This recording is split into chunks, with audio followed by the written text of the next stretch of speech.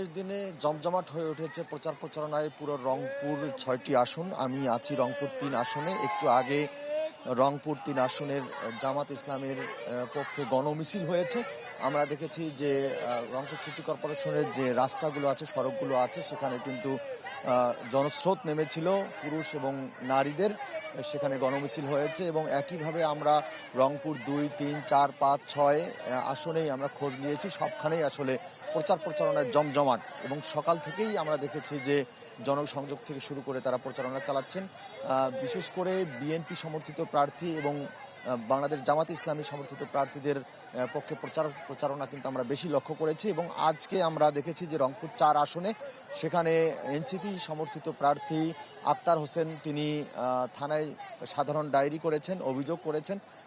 তিনি তার যে অভিযোগ সেটি হচ্ছে যে তার যে প্রচারণার সময় যে বক্তব্য, সেই বক্তব্য বিকৃতি করে সামাজিক যোগাযোগ মাধ্যমে আসলে ছড়ানো হচ্ছে, যেটি আসলে তার জন্য মানহানিকর এবং হারাগাছে যে বক্তব্য দিয়েছেন হারাগাছবাসীদের উদ্দেশ্যে, সেই হারাগাছবাসীদের জন্য মানহানিকর এমন তিনি অভিযোগ তুলেছেন এবং ডায়েরি করেছেন এবং তিনি তার প্রতিকার চেয়েছেন। এবং আমরা দেখেছি রংপুর ১ আসনে সেখানে বিএনপি সমর্থিত প্রার্থী এবং জামাত সমর্থিত প্রার্থী এবং রংপুর ২ আসনে জামাতের হেভিওয়েট প্রার্থী নায়েবে আমির এটিএম আজহারুল ইসলাম তিনি প্রচারণা চালিয়েছেন এবং রংপুর ৩ আসনে জাতীয় পার্টির যে চেয়ারম্যান জিএম কাদের তিনিও প্রচারণা চালিয়েছেন। তো এই ছিল এখানকার সর্বশেষ। ধন্যবাদ শাহিদ। এবারে বেলাল হোসেন সজলের কাছে যাচ্ছি, তিনি আছেন খুলনায়। সজল, আমাদেরকে জানাবেন যে খুলনায় নির্বাচনী প্রচারণা কেমন চলছে?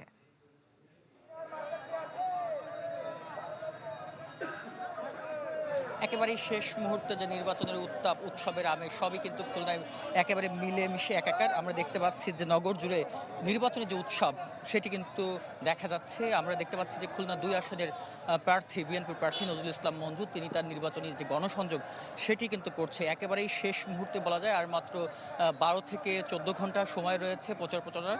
তো আমরা এই মুহূর্তে আছি নগরীর যে ময়লাপোতা মোড়, সেখানে আমি দেখতে পাচ্ছি তিনি গাড়িতে চড়ে আশপাশের যে ব্যবসা প্রতিষ্ঠান রয়েছে, আবাসিক বাড়িঘর রয়েছে, সেখানে কিন্তু তিনি যে তার যে নির্বাচনী গণসংযোগ সেটি কিন্তু করছেন এবং অনেকেই আমরা দেখেছি এর আগে যে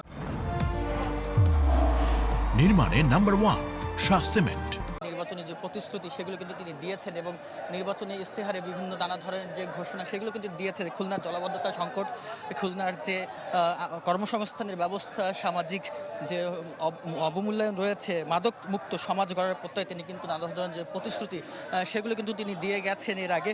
এছাড়া খুলনার কথা যদি বলি যে খুলনার ৬টি সংসদীয় আসন রয়েছে, ৬টি সংসদীয় আসনে এবার ৩৮ জন প্রার্থী প্রতিদ্বন্দ্বিতা করছেন। এর মধ্যে খুলনা ২ আসনে আছেন নজরুল ইসলাম মঞ্জু। এর আগেও তিনি এই অঞ্চল থেকে, এই আসন থেকে ২০০৮ সালে নির্বাচন করে জয়ী হয়েছিলেন, সংসদ সদস্য ছিলেন। এছাড়া তিনি বিএনপির যে মহানগর বিএনপির সাবেক সভাপতি। সব মিলিয়ে বলা যায় যে নির্বাচনের উৎসব আমেজ। আজকে অনেক রাজনৈতিক দলই কিন্তু নির্বাচনী যে প্রচারণা সেটি কিন্তু চালিয়ে যাচ্ছেন, শেষ মুহূর্তে গণসংযোগ করছেন।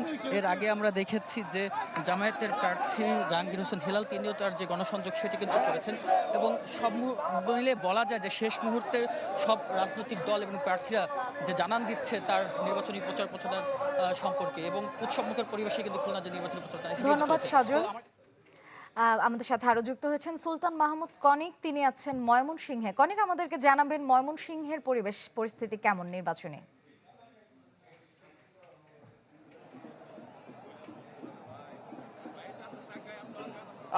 শ্রেয়া, এই মুহূর্তে আমি আছি ময়মনসিংহ সদর ৪ আসনে এবং যেহেতু প্রচারণার একেবারেই শেষ সময়, যে কারণে এই মুহূর্তে ধানের শীষের যিনি প্রার্থী আছেন আবু হাব আকন, তার পক্ষে একটি গণমিছিল ময়মনসিংহের সার্কিট হাউস মাঠ থেকে বের হয়েছে। আমরা দেখেছি যে প্রচুর সংখ্যক নেতাকর্মী যারা আছেন সেই নেতাকর্মীরা তারা এই মুহূর্তে এই গণমিছিলে অংশ নিয়েছেন। অর্থাৎ যিনি প্রার্থী আছেন ধানের শীষের তিনি বলেছেন যে যেহেতু বেশ কিছুদিন ধরে প্রচারণা কার্যক্রম চালিয়েছেন, তো সেই প্রচারণা কার্যক্রমের অংশ হিসেবে যেহেতু সময় একেবারে শেষ সময় চলে এসেছে, যে কারণে আজকে বড় এই গণমিছিলটির আয়োজন করেছেন এবং তিনি সবার কাছে সবার পক্ষে ভোট, তিনি বলছেন যে যারা ভোটাররা আছেন তারা অন্তত পক্ষে যেন ধানের শীষের প্রার্থীকে বিজয়ী করতে ভোট দেন, তার জন্য নেতাকর্মীদেরকে এক ধরনের নির্দেশনা দিয়েছেন। এর আগে আমরা দেখেছি যে দুপুরের দিকে দেখেছি আমরা যে যিনি দাঁড়িপাল্লা প্রতীকের প্রার্থী আছেন তিনিও একটি গণমিছিলের আয়োজন করেছেন। এই নগরীতে গণমিছিল অনুষ্ঠিত হয়েছে। এর বাহিরে ময়মনসিংহের যে সার্বিক অবস্থা, সেই সার্বিক অবস্থা যদি আমি আপনাদেরকে জানাই যে 11টি আসনেই কিন্তু যে সমস্ত প্রার্থীরা আছেন সব প্রার্থী তাদের মতো করে প্রচারণা চালিয়েছেন এবং শেষ সময় পর্যন্ত তারা তাদের পক্ষে ভোট ধরে রাখার জন্য সর্বোচ্চ চেষ্টাটুকু করেছেন। আর আইন শৃঙ্খলা বাহিনীর পক্ষ থেকেও যেন পরিবেশ যেন সম্পূর্ণ সুস্থ থাকে তার জন্য যে ধরনের নিরাপত্তা ব্যবস্থা নেওয়া দরকার। ধন্যবাদ কনিক।